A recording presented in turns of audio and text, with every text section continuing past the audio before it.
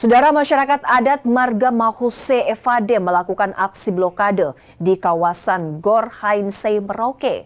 Aksi ini dilakukan lantaran ganti rugi 105 miliar belum diselesaikan pemerintah daerah selama puluhan tahun.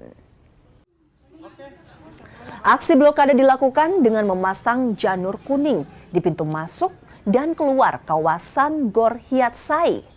Aksi ini dipicu pembayaran ganti rugi tanah adat yang diklaim belum diselesaikan pemerintah Kabupaten Merauke. Mereka menuntut ganti rugi 105 miliar rupiah atas tanah adat milik keluarga Moses Mahuse.